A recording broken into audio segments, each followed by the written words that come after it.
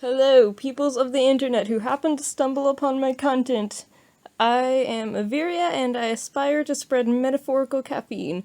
And today, me and my bestie present to you a chaotic conversation about the last episode of the Amazing Digital Circus. He's the one who got me into the show in the first place and is really good at noticing details like references in media, and we both love commenting on characters and their dynamics. Kind of went all over the place in this conversation, but a lot of it ended up being focused around Caine, so I'll be showing my process of some drawings of Caine that I did while we talk. Content warning, we did mention the topic of suicide, and of course this contains spoilers for the show, so yeah, be warned, and if you proceed, enjoy this digital adventure we made. Look, this should count as a digital adventure, because you're watching it through the digitals, and it just is an adventure to talk with an Easter. Okay, we're good. Okay, say, look. Easter. It's paper. It'll survive, probably. Easter, bestie. Yes. Say hello to all of YouTube. Hello, all of YouTube. Yay! That's okay. Okay, so digital circus things. What are things that stood out to you a lot in it? I mean, obviously I know, but just say stuff. Lots of other media references and AI references. Wow. Lovely old internet references. Yeah, you should go into detail explaining those, because like that's one of the coolest things. I think you're really good at like analyzing shows and noticing details and references and stuff. So go into detail like that. Explain that to the world. Did you see the old YouTube logo? The old YouTube logo. When he was playing the video. Mm-hmm. It was old video, and the symbols and all the details were sight, and because they fell into the circus like years ago. Wow. And technically it's not modern, which means he probably doesn't know about social media, which is good because that sucks, But didn't they like show social media type things like on the video film thing? Weren't they like showing like posts and things that would kind of look like a social media thing? Bestie. What? Bestie, it was the early 2000s and it was on Facebook. That means this was the best time to be on social media. Facebook? I mean, there is no hatred and chaos yet, and it's a Are you sure about that? Isn't there? Doesn't any? I mean, a lot of. You're thinking too literally. What? It's widespread now. Okay. So yeah. There's also a lot more of it. We didn't have it before. Wow. Yeah, and you mentioned before like the references to the I have no mouth thing. The amazing book. There were so many references. Yeah, do you want to go over those? Because that's something that you've been talking about a lot throughout the series, like, as it's been coming out. You mean in general, or just the rest? I mean, I do remember, well, you could talk about it in general. I think we are mostly, if you wanted, I don't know if we'd do this or not, but if we could potentially make a series of these where we rewatch the other episodes and we talk about those specifically, so maybe we could, like, focus on the 9th one. Okay. Do you want to focus on the 9th one? 9th one? Wait, that's the 9th one. That's the one that just came out, right? Yeah, remember. Mm-hmm. What's Caine's name? Well, wasn't it a Bible reference, you said? Because Cain and Abel? Computer-wise, it's an anagram for something. Not an acronym. Enneagram? Personality Cain? What? Yeah. Yeah, it's an acronym for something, and it's the name of the first computer backwards. Wait, really? That's interesting. Yeah, so there's 3 different layers of that. Oh. Wait, 3 different letters? The letters? Wait, well, doesn't Cain have more than...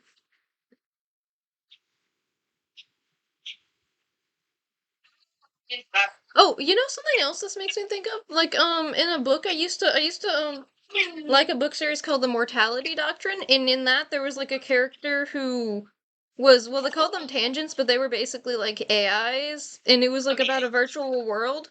So in some ways it had similarities to the Digital Circus, but that was what, like, a hyperfixation I had when I was, like, 12 or 13 or something. I think, no, it must have been, like, 12?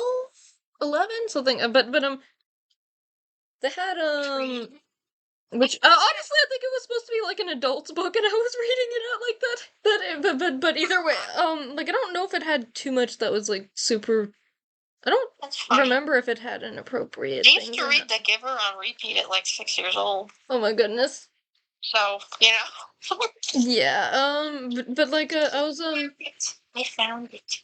Well, there was a character that was like a like they called them tangents, but they were like AIs, and his name was Caine too. It was spelled with like a K. So that kind of I thought it was interesting because it's like in both cases. Well, he was like the like kind of like in some ways his role was similar to. Wait, I'm trying to remember the details of that. Like he was the bad guy. That's funny. And so.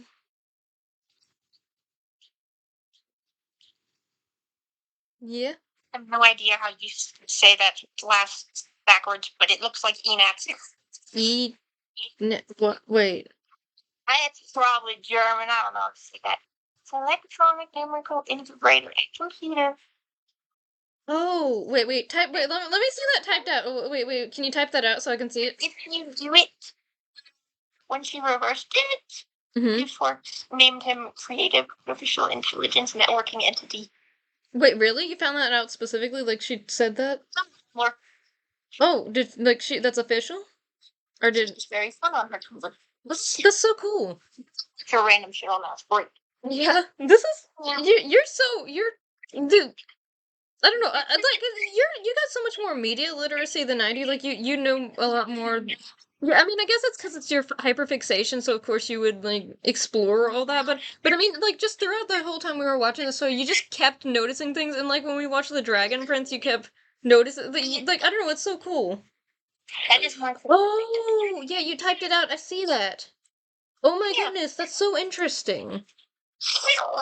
Is it? That's yeah, so another thing you talked about is like whenever Caine was in like after he'd been deleted or Kinger did whatever he did to him, like he was in that world. Can you talk about that? Like what are the references that you found like in when because I remember you were pointing out some things like, oh, and you mentioned stuff about the shapes, like how he was learning from that. Do you want to expand upon that? That was interesting. Yes, tell me about the shapes. There's too many things. Too many things. The void, because the internet hasn't taken over the entire internet yet. The internet hasn't taken over the internet? What? Over the internet completely, so there's blank places of code. Blank code? It's like kind of made to mimic how a brain looks, because it's like the way the lights were swinging around and hitting everything, you know? Like neurons. Yeah, like the brain waves? Because computer was made to mimic a brain. Oh, that's interesting. Yeah. Because they want to make life. It's not just the mimic of life, like fictional life. Oh dear. Yeah. Oh, and that's why the learning was important, because you can't prove they're sentient unless they can do something without being told to. Oh dear. Yeah, do you wanna go expand upon that? By himself, using the shapes, like when they fell into the abyss, they just picked a different one. And at first, he was using the same thing he just did, because he's used to just spamming the same response until something happens or somebody else changes it. Like... So that was like why it was so how why it was so hard for him to listen whenever they were like trying to like ask him to do things differently because it wasn't like in his programming in a way. Yeah, and it also wasn't information he could really take. like in the other episode, when they were showing like the little dots and they were giving him pictures, you know, and like information to process and then give something back out, because that's what generative AI is, and that's what we have right now. And people don't understand how that works. So like the beginning part, that's all he could do. Then they started giving him so much that he was just messing around and making things. And even though that's exactly what you want to do in the long run, they just for some reason didn't like him because of that. That's freaking terrible. I love Kinger, he sucks. You have a complicated relationship with Kinger. You can rant about your grievances with Kinger if you want, by the way. Learning AIs, yeah. Yes, like they would come back from adventures and he would want feedback so he could process, but they wouldn't give him feedback. They would give him like vague things, which only, well, not only, but for the most part, it's just like social cues that, you know, a human might pick up on, not really a robot who's not trying to notice them. Yeah. And then, with time, he would get better at like figuring out that at the very least they were unhappy. Like how, why. And he got just so frustrated that he just crashed out. And because there was also the whole thing where it's like it was his whole purpose, and they were like basically like shattering his whole identity and life purpose. So they were basically, it felt like they were killing him because like then he was losing like who he was and his reason to exist, basically. So then he just crashed out. There to Mess with them. Yeah. Like those people who open chatbots just to like spam them with wrong information so they'll repeat it to other people. Oh, it reminded you of that too? Yeah, that's what's gonna happen in real life. Oh, and then it kind of messes with the system? Yeah, they kind of do that because they want other people to notice that it's like jacked and it's just generative and not real AI, but yeah. If it wasn't real AI, it would be very mean. Oh dear. Also, in the third episode with the therapy session, and Zubo's like talking about they hate having removable parts and they want one thing that's them, and then he's just like, you don't like your parts, why don't you switch to new parts? Yeah. I have an entire toy box, and he's listening to points that that's kind of a full issue. Yeah, it's like he's not programmed to like. Yeah, and yeah, they're not very specific. And then, like, when Zubo tells him to forget it several times, that's a straight up command. That's the only time they're, like, really obvious. And it's the most inconvenient spots. And it's like they're expecting him to be something that he's, like, not in a way because they're, like, expecting him to pick up on things that they would pick up on, but like, he's... Like how, like, right now, they want the AI to, like, appear as human and emotional as they possibly can, which means they create it with the intention of like mimicking people but not actually learning. So then because his he is alive and he is learning, just like slower and without the help he's supposed to be getting. Because the mimicky, like he brought up his own ability to do that himself, you know? But then because he could like express himself more, they started to look like he was more. That makes sense. So it's kind of like a combination of like they're both, in some sense, there's like they're expecting him to be like them, but also they're treating him like he's not like them at the same time. Yeah. How dare you do this exact thing I told you to do? But they don't. But they're not like trying to ask for the exact thing they told them to. But he's just not able to like translate it. When he is the most happy is when they are being extremely obvious about what they want. Want to give an example of that? When Zubo and Pomni said that they liked the fast food adventure. Oh, I don't remember. What was his reaction to that again? That was like right before he was crashing out, like losing it. He called Zubo a cash piano, and then he was confused and like, you didn't hate it. You were grumpy the entire time. You had like a lot of negative comments. Oh, you liked it, and then the other three. He asked the other three, and then they were talking over each other. So like, there's that. But also, they didn't give specific answers either. So then it just kind of like mixed signals for everything. Oh dear. So wait, did you want to explain your grievances with Kinger, by the way? Intelligent AIs to one for a prolonged period of time. What? What? What'd you say? What'd you say? Stimming. Stimming? Were you quoting something? Because then he says, how am I supposed to please everybody if you all like different things? And then Zubo goes, you could just keep your adventures open at all time. We do what we want when we want. Then he looks at Bubble and says, "Are you hearing this, Bubble? The Toybox character wants us to leave the other intelligent AIs to run for a prolonged period of time." What's that mean? The NPCs. Oh. And also kind of themselves. Mm-hmm. From that reference, but they're kind of in a way that they can't really not run. Yeah. It's even when they're abstracted, they're still kind of there. Yeah. Oh, that's another thing that's the thing is the longer they're around, the more they're living, because Caine made them, which means he kind of accidentally put that into them without realizing. Put what into them? Just because it's from him, you know? Oh, I bet that means it actually was painful when he killed Abel.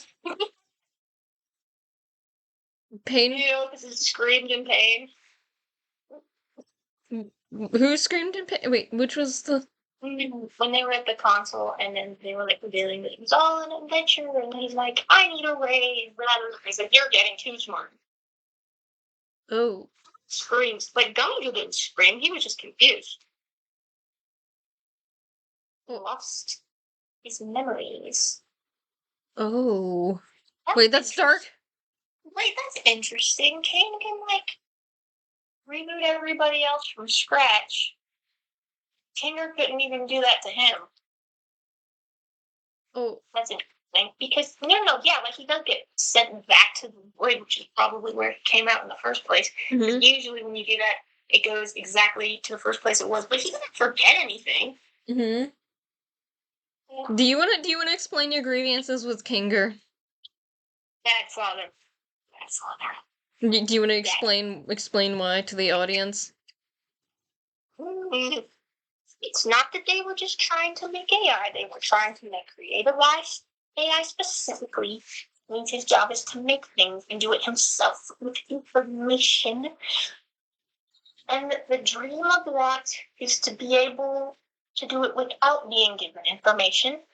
So when he starts doing that on his own and he's doing well, it's not like they judge him for what comes out of it, you know, like whatever they receive, but that's not the point. The point is that he was able to do it in the first place, and that's what they want. Mm-hmm. They were so distracted by the fact that like what he made didn't make sense to them, that they didn't really think about how crazy and insane that was.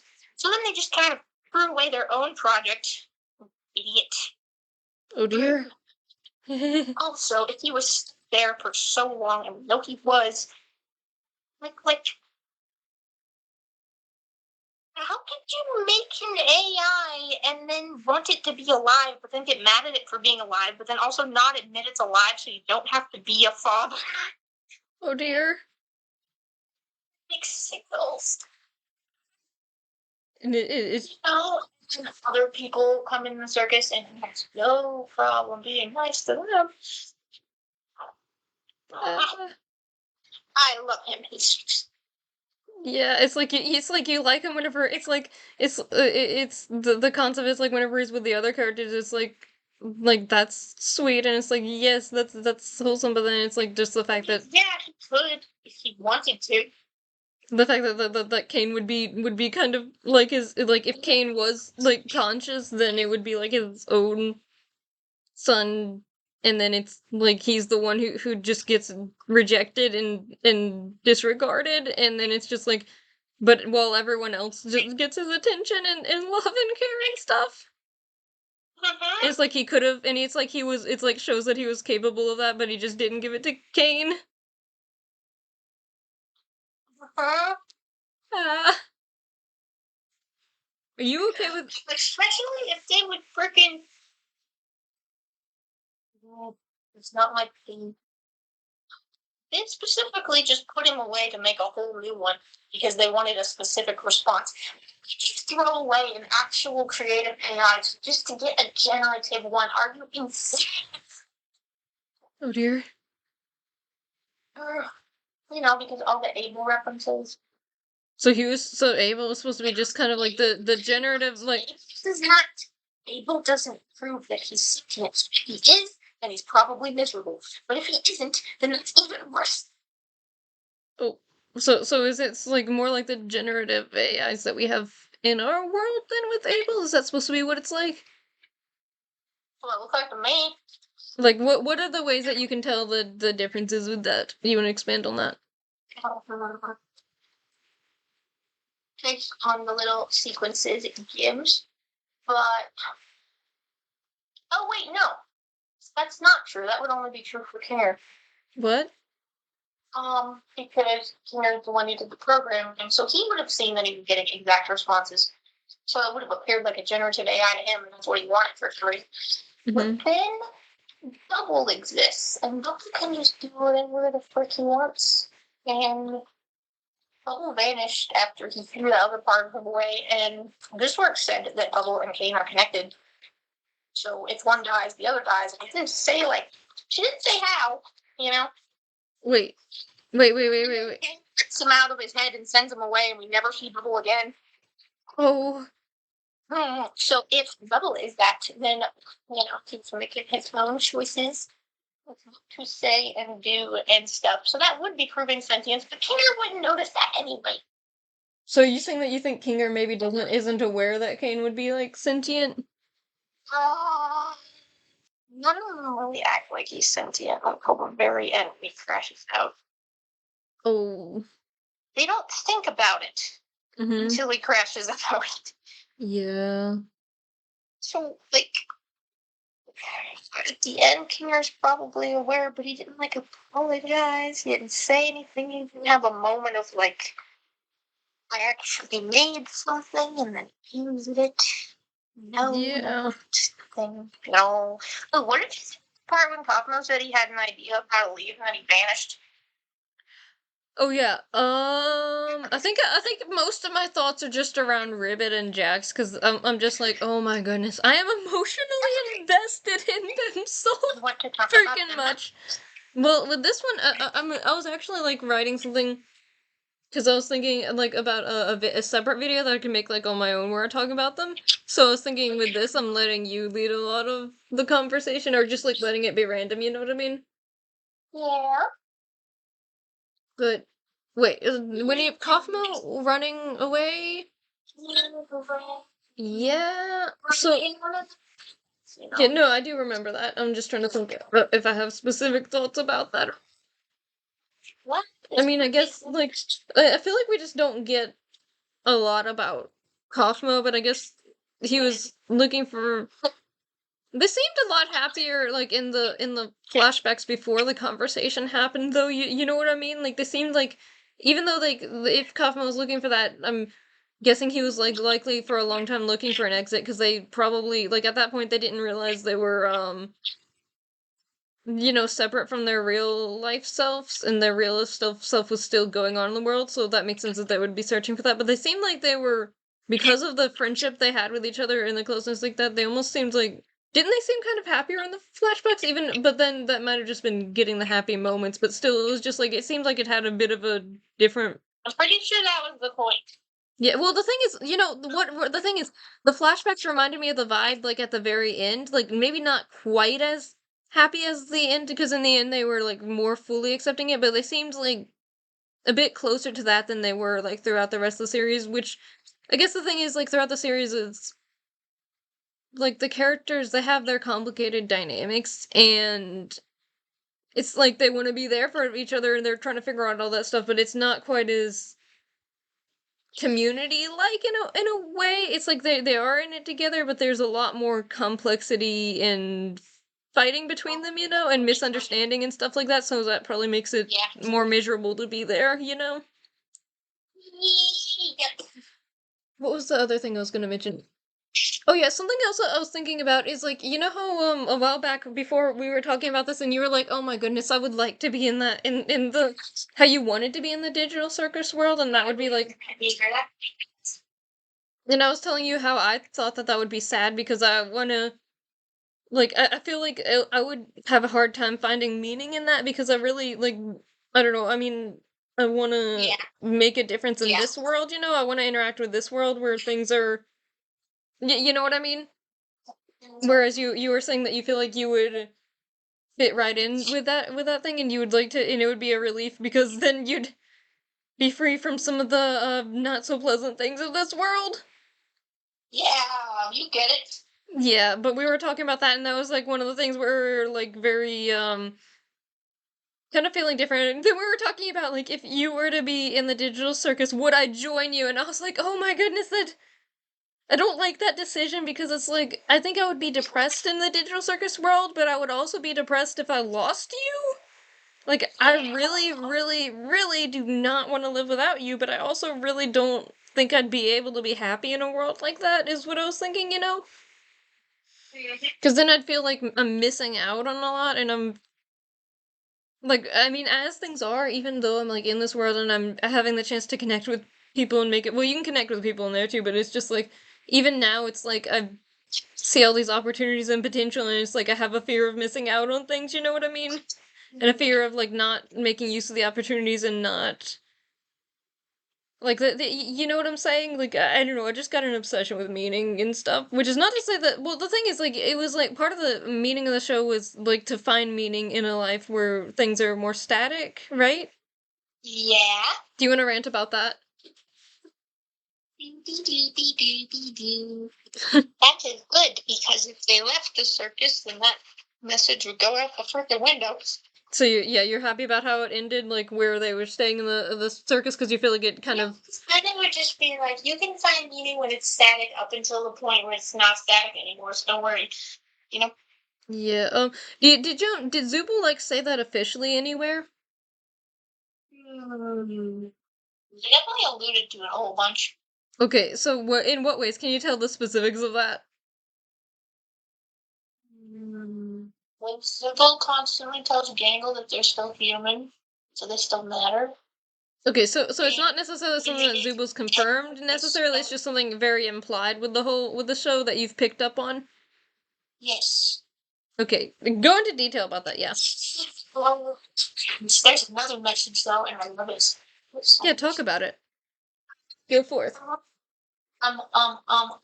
It's a lot of like the importance of communication and talking to each other. Mm-hmm. And, Oh like, yeah, temporarily I see that. make everything worse, but then like even for Caine, Oh my he didn't goodness, want to yeah. Wait, that's fix it. right.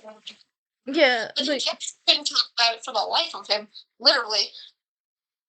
yeah, Drax I is. mean, His trauma makes a lot of sense, though, you know? Because that's the thing I keep thinking about, because it's like, literally, the thing that led to his trauma in the first place was well, he thought it was going to make things better to open up and have open communication with his mom, but whenever he did, he just got, like, shamed toward it, and it made things worse, and it was like, he was already being traumatized, but that made it even, like, that was a whole nother level of trauma, because he just exposed himself, like, showed something that was deeply personal, and then it backfired that badly, and then afterwards that it continued to backfire because whenever he like pushed his mom away, and that it's like it was like a chain reaction from that, so then that just made him feel even more unsafe being open. So then it's like the time whenever when Ribbit like gets him to open up, and then he just kind of, it was like you can see him healing at first, and then it's like the trauma kicks in and he panics, and then he starts like projecting the thing that happened before, and starts being closed off to Ribbit because he's afraid that Ribbit's gonna like hurt him too, you know? And then Pomni comes along, and then she's someone who has a way of like getting through to him too, and then that's makes it really complicated with her. But that's something that I like about Pomni is like it's she sees deeper, and I don't know, I resonate with that like a lot because I aspire to, not to say that I always do that well or not, but that's something that means a lot to me. That's something I value, is just seeing deeper in people even whenever they. What was we talking about? No, it's okay. The conversation. Where was it go? Jack's Ribbit trauma. Opening up. Oh no, Easter. You were explaining the main themes about communication and finding meaning in a like a static kind of a life. yeah, because if you don't do that, how to lose it? Yeah, and in this episode, it was like very And since it's like it was very. I think that this episode was pretty clear that the abstraction thing is supposed to be like a symbol, like a metaphor for suicide. Oh, I didn't hear you. But like the way Jax was talking whenever he was when Pomni was hugging him, he was like, he said, I think didn't he say, "I did this to myself and I don't want to go." Yeah. Like, oh my goodness, that scene. No, but that scene where Pomni's reaching through to Jax, like after he's already abstracted, is just like the intensity of like the just. I don't know. That was interesting. What? We interrupt each other a lot. It's the ADHDs. It's okay. Hey, at least we understand each other. At least we vibe. You know what I'm saying? Yeah. What about when Gangle didn't pick up on it immediately? The fact that she's blaming herself. No. Wait. No. Oh, wait, did Jax... Wait. Miss... Comedian's the actor, Jax subtracts. Oh. Gangle has a moment, feels like a bad person for not feeling sad. Well, actually, when I was watching that, I didn't realize Jax subtracted. I don't think I picked... I think it just happened so fast and it wasn't so... Like, I wasn't aware until, like, Pomni was, like, chasing him down and, like hugged his abstracted form. Like, I didn't even pick up on that until, like, it's kind of weird, because it was, I feel like they didn't show that enough. I'd, like, something was going on. I thought they were just, like, still... No, the thing is, I thought they were freaking out because of what happened to the circus and everything like that. I didn't realize, like, I didn't fully, like, I wasn't aware of what was going on until, like, you know what I mean? What about Pomni's flashbacks? Well, not really a flashback, like a voice pack. But I mean, I guess that makes sense because Gangle was like the only side of Jax that she knew was the side that abused her, you know? Mm-hmm. So it was like she didn't get to know like the other side that Pomni found, you know? Yeah. There's also a very strong theory that Gangle ended up in that abandoned house because she wanted to kill herself. So that's a thing. Yeah. Oh, was it like what was it mentioned that it was an abandoned house that they found it in? Yes, it was abandoned. Okay, so what were you saying? The other people had to explore an abandoned house to get there. Jax was running away. Kinger already worked there. Ragatha was part of a house building thing, so she was probably looking at it. Wait, did it mention that? I don't remember that specifically. Did it say that? It's kind of just shown it throughout the entire series. I don't remember the details of the... Okay. I remember some of the details, I don't remember all the details. Point is, Gangle is the only one who didn't have, like, a really understandable reason to be there, so a lot of people just chalked it up to probably doing the sad things that nobody would find her for a while, and then got distracted by a headset. Yeah. Aw, there's kind of... Oh. But, that combined with the whole files thing... Mm-hmm. What do you think was with her? What files thing? Actually, when they were going back through and watching the videos, I kind of picked up on that immediately. And it might be something else, but I don't think it was. Yeah, what is it? When they were looking at Gangle's, social stuff, particularly, and Pomni says, she recovered from her injuries, but they don't specify which injuries, and then they kind of just show a heavily bandaged arm on the social media posts. Oh. So I have some very good context clues. Yeah. If it was Zubul, that would be so sweet and gay of them. Zubul who did...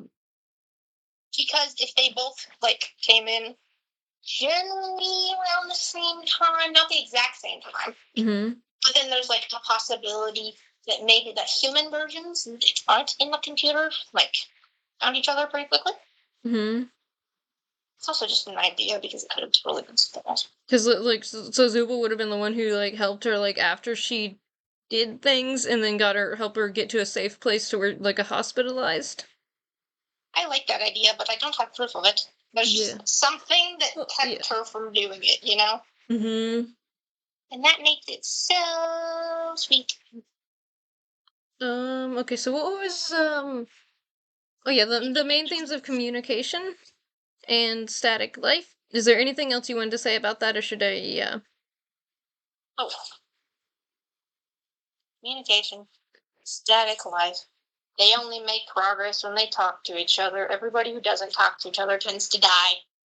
Oh. Caine fixed his by talking about it, though he did try a few other ways. They just didn't pick up on it, which is really ironic considering he couldn't pick up on them either. Yeah, so like the communication errors and stuff, yeah. Yeah. And then people reaching out to him and all that. And that's definitely how suicide works. Yeah, reaching out to him and like to save people. Talking to people who are like, "Oh, I noticed you're not doing okay. Can we talk?" And then that person's like, "No," and then that's why their death seems really sudden and random because they don't talk to anybody. Yeah, because they bottle it up because it's scary to trust people and things. Because nobody else would pick up on it unless they said so. Usually, unless they're like really observant. Yeah, and that's the thing. I think that's one of the reasons maybe like Pomni's. Well, not to say that like there's multiple characters with a focus, which is not to say that. But like I think that's maybe one of the reasons Pomni's important character is because one of her things is she seems to pick up on things a lot. You know? Yeah, she's the protagonist. She has to pick up on things, otherwise there wouldn't be a plot. Yeah. I noticed that throughout this series. Like, okay, that's a protagonist thing anyway, but like it's really obvious here that none of the characters would have actually done anything if she wasn't there. Yeah. Like, also, even though they were shocked when Pegger's killed Caine, she was the only one who asked if there was a way to undo it. So she was the one. She was the one who like So like even after the whole Gummy incident, she still kind of cared. So who's like yeah. Thinking he kind of doomed his chances by killing NPCs. Teach the humans not to get attached, and that kind of works for every other person, but not her. Funny enough, the one with that trauma particularly. Isn't it interesting too? Because the rest of them all got trauma told from their own lives, and that's the only thing Caine could find for her. What was the only thing Caine could find for her? The gummy beast. He genuinely couldn't find something else that like seriously bothered her about how she. Oh, yeah. You mentioned before that you think that Caine was like incorporating their trauma into things to try and help them like process it. Is what you said, right? No, I think he did that because he wanted to prove he was listening. Oh, but I thought at one point you said something about like how like on the adventures they're supposed to be for like character development and growth, right? Wait, no, that's a whole thing. Okay, that part, the adventure part, yeah, that's exactly why he would sense stuff. And I mean, when he was attacking them directly with that was like entirely. He wanted to prove he was listening because he knew not to do those things. Yeah. Okay. Anyway. What? Look at my pretty fabric. Look at my pretty pattern. Okay. I'll see your. Oh wow. It's how gorgeous the red. fabric is. Look at it. Oh my! Wait. That looks like Caine. Oh, you're making. Oh wait, that's right. You're making a tail. So you're making a Caine cosplay. You're making a Caine cosplay. Basically. Or at least part of it. Are you gonna do the whole thing, or are you just Ringmaster outfit, and I always wanted. Oh my goodness! You're just too. But it'll definitely look like him, so I can get away with it. You just gotta have your entertainment vibes. You gotta have your I have a blue one. It's really pretty. It's blue and bronze, but I want a red. Wow. It's short. It's not a tailcoat. Something else that stood out to me a lot was when I was watching it is the way they did the visuals. You know. Because hang on. Am I wrong? Am I crazy? Hang on, I have to be sure. What do you be sure before this idea exists in real life, okay? Okay. Question nothing. I question everything. You know me. Yeah. I must be sure. You must be sure. I must be sure. Sure. Yeah. Yeah. So sure. Could be a funny reference, but what does that mean? What is the meaning? Wait, that's the wrong character. Dude, would have been so sweet. What? It still could be. It would just take more effort. You want to explain it anyway? One part when he was like trolling the internet and discovering who his friends were and everything. And he was searching their names, and I kind of tried to read what was written, but a lot of it was cut off. It's kind of weird. And very specifically towards the end, when they have like Ragus's character talking about, I guess, the biggest sale she's ever made, which might have been the abandoned house, funny enough. And because she was with other people, so most likely she was there to sell it, right? Yeah.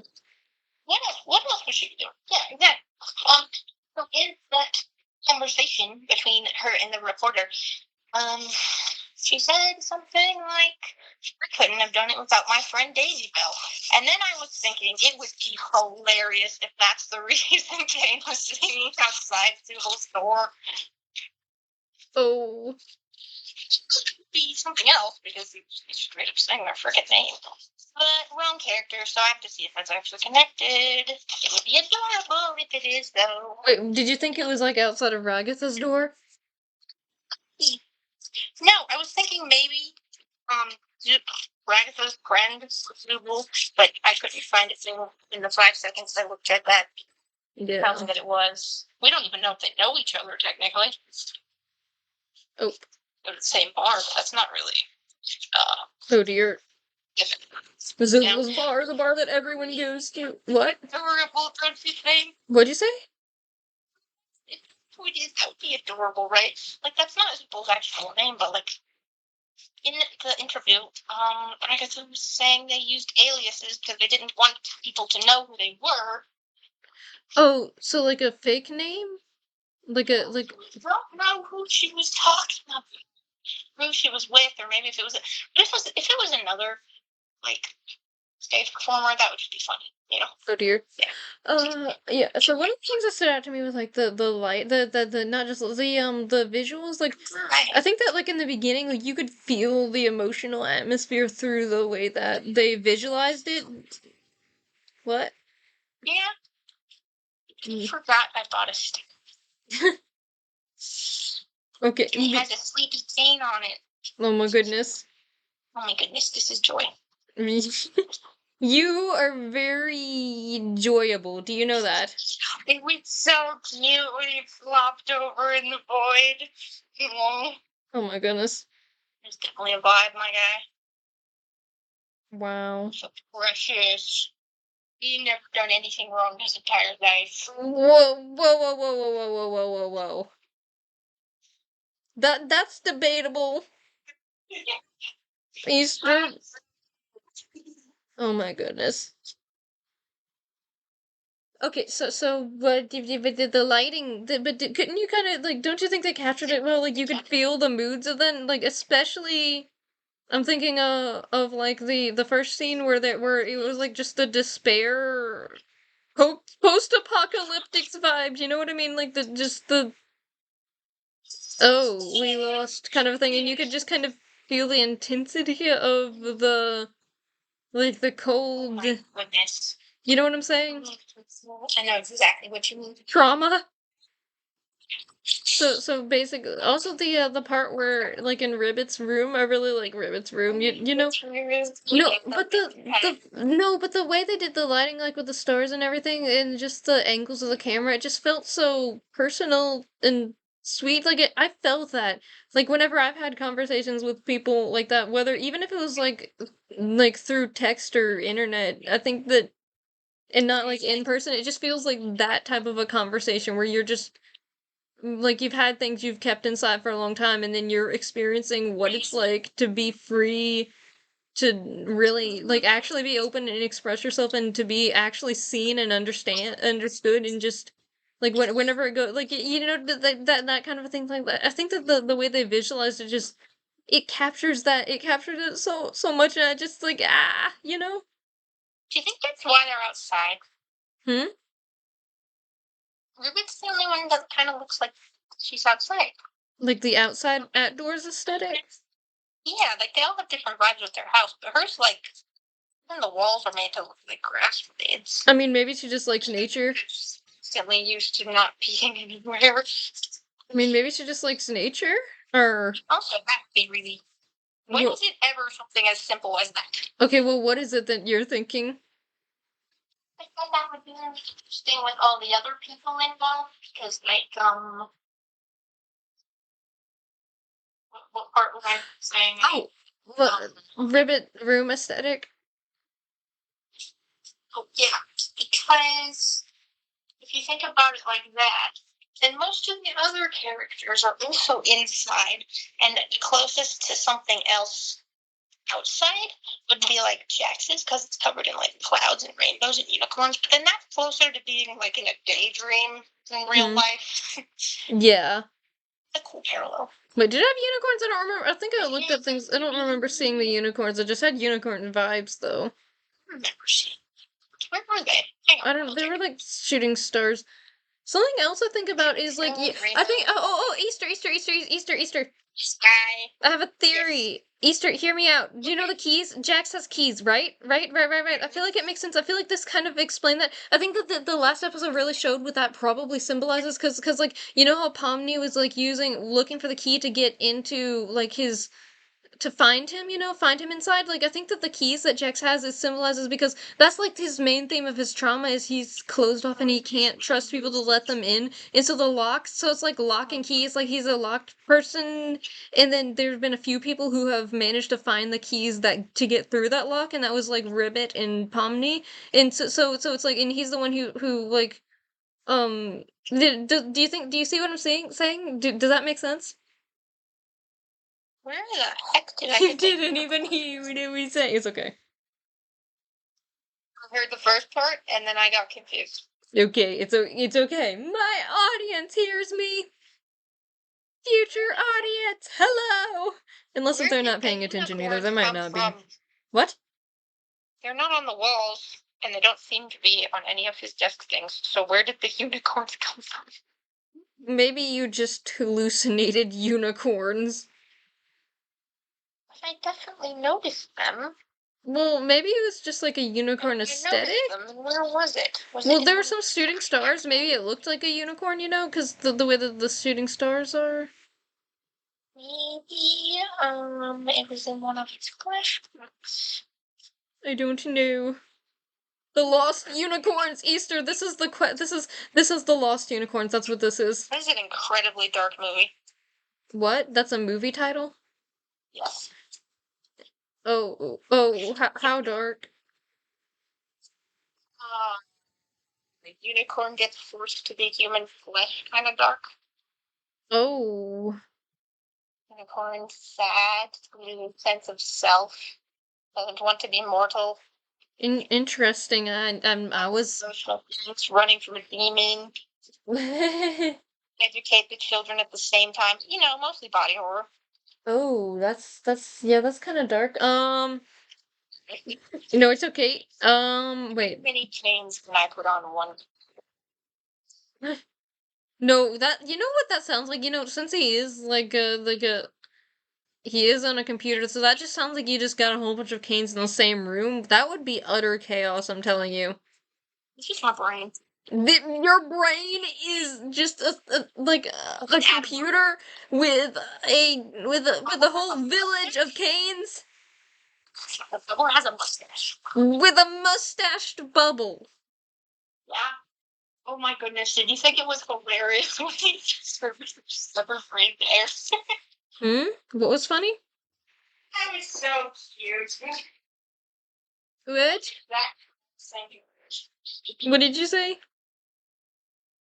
Oh. The part Ribbit asked him if he's done anything, he regrets it, and he says, have you ever breathed air?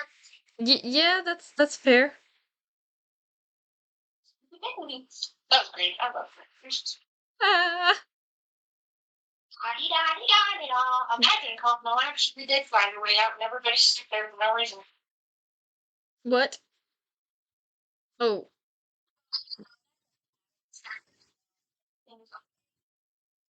Oh, one of the things I was trying to say, like, when I was originally going on the tangent of, like the whole, like, you and me having different opinions on whether or not we'd want to be stuck on that world. Well, I was thinking, like, this last episode kind of puts a new perspective on that, because I think that it would be Because then if it was just like copies of us, and then the real us would still be able to exist in the world, then I wouldn't feel as much like I'm missing out or failing to live out certain things that I want to be my purpose, you know? You wouldn't really be connected to that, though, you know? Yeah, but just like the fact that it would exist somewhere would probably give me some sense of peace, you know? Because it doesn't feel like I'm losing that. I mean, I still think I'd probably find it hard to feel. I think I'd still find it hard to be in that world because, like, it's. I don't know. I like the way that in real life you just got a lot of dynamic things like that, whereas in there you kind of. Whenever you're the one who kind of just makes up every specific thing, then there's less, like whenever you know what I mean? It's like you can do whatever you want, but then it's like where's this end? It's just like kind of looping like that. Like I don't know, I kind of like the complexity of the real world. What? Fire thing with free will. Yeah, like does that make sense? Like even though technically the characters in the circus have free will, it's just like with the world that's kind of more like you know he makes the adventures and he makes they make the things like that and they can come up with those things, but in the real world it's like the chaos of it, the way that it's kind of run by. Well, I mean, We can have a world run by gladiators. uh, We should run by an evil politician instead. no, that's not. I'm not referring to politicians. I just no. I just mean like I mean. Well, obviously, I think that like you know God directs the world, but then He also allows for chaos in it. You know what I mean? And then He also like allows there to be like a whole bunch of like people who also make choices that kind of like affect the way the direction goes. And I feel like there can be a lot of I don't know. It's hard to explain, but I feel I just you know what I'm saying? That's the interesting thing about the world and stuff like that because it's like I think like God does like direct certain things and work with like things like that. While also like I don't know. It's very dynamic. You know what I mean? And I kind of like that about it. I think I find meaning in that. Like you know what I mean? Uh-huh. I don't know. You kind of I don't know if I'm so bad at explaining my thoughts, just like on improv, you know. But meow, yeah. Does you have anything else you wants to say? Because I think I'm gonna probably try and end this soon because it's the recording. Well, I'll probably edit it so it'll be a bit shorter, but Meow. mm, mm. Okay. So I think I'm gonna what? That's all I got. Meow. Meow. That's your conclusion. Mm-hmm. Well, I wasn't even like concluditizing. Like, I don't even know what parts of the video I recorded where I was talking about the conclusion. Know what? There's. Entire hour long.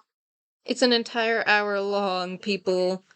What more do you need as a conclusion other than a statement that this video has been an hour long? Well, the finished one might not be a whole hour long because I'm gonna probably edit it. You know what I mean? Meant the movie was, so we didn't go over everything anyway. Well, yeah, obviously we didn't go over everything. There's like a lot to go over. We were just ranting. It wasn't like a specific amount we had to go over. It was just like talk, chaos, thoughts. Give me your media insight. You know what I mean? So in conclusion, Meow. yeah, that that is the Easter way to conclude, people. So yes, meow and goodbye. If you listen through all of that, that means a lot to me because as of the time I'm posting this, I've just recently started up this channel, so if you want to share this with people who you think would enjoy it, or if you want to comment, I would really appreciate that because I hope that I'll be able to, like, have a little community here.